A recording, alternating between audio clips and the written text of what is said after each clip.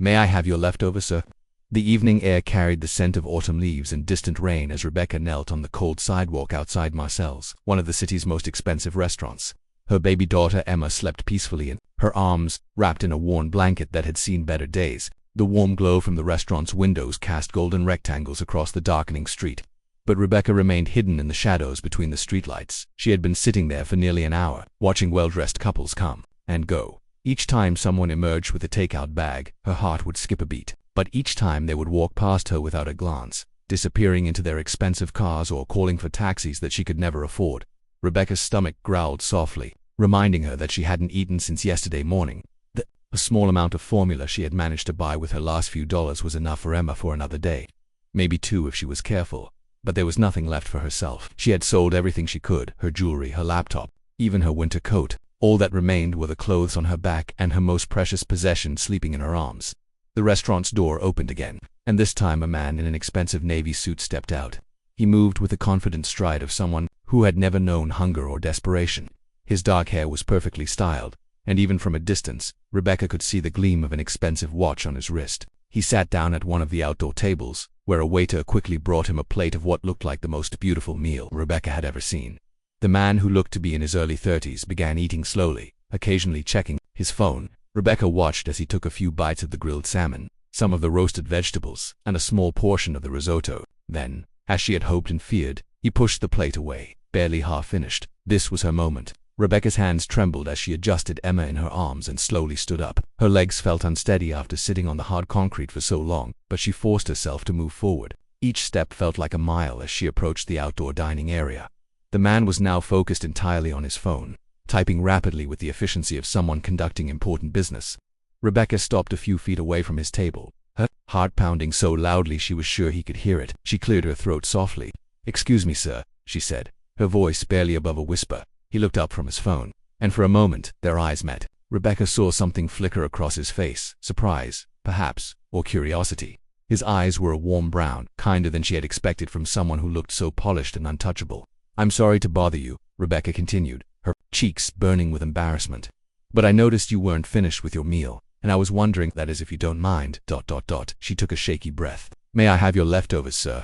The question hung in the air between them like a bridge neither of them had expected to cross. Rebecca prepared herself for rejection, for the uncomfortable look people got when confronted with someone else's desperation. She had seen it so many times before, the quick shake of the head, the averting of eyes, the sudden urgent need to be somewhere else. But instead, the man set down his phone completely. His gaze moved from Rebecca's face to the sleeping baby in her arms, and something shifted in his expression. It wasn't pity. Rebecca had learned to recognize pity, and this was something different, something deeper. "Of course," he said gently. "Please, sit down." Rebecca blinked in surprise. "Oh, I don't need to sit. I can just take the plate and please," he repeated, standing up and pulling out the chair across from him. "Sit with me." Still stunned by his kindness, Rebecca carefully lowered herself into the chair, adjusting Emma so the baby remained comfortable. The man, she still didn't know his name, signaled to the waiter. "Could you please bring another plate?" he asked, "and perhaps some warm milk for the baby." "Certainly, Mr. Harrison," the waiter replied with a respectful nod. So his name was Harrison. Rebecca filed this information away as she watched him divide the remaining food between the two plates when the waiter returned. He gave her the larger portion without saying anything about it, as if it were the most natural thing in the world. "I'm Rebecca," she said quietly as she took her first bite. The food was incredible. Flavors she hadn't experienced in months exploded across her taste buds. "James," he replied. "James Harrison. And this beautiful little one." "Emma," Rebecca said, looking down at her daughter with a soft smile. "She's 8 months old." They ate in comfortable silence for a few minutes. Rebecca tried not to eat too quickly, but her body's desperate need for nourishment made it difficult to maintain any pretense of dignity. James seemed to understand, focusing on his own meal and giving her space to eat without feeling watched or judged. "This is incredibly kind of you," Rebecca finally said. "I can't remember the last time someone ... "You don't need to explain," James said softly. "We all need help sometimes." There was something in his tone that made Rebecca look up at him more carefully.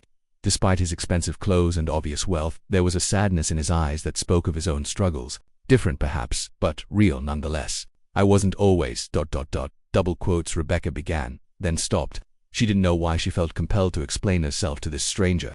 "I know," James said simply. "Life has a way of changing everything in an instant." They talked quietly as they finished their meal. Rebecca learned that James was a successful businessman, but that success had come at the cost of the relationships that mattered most to him.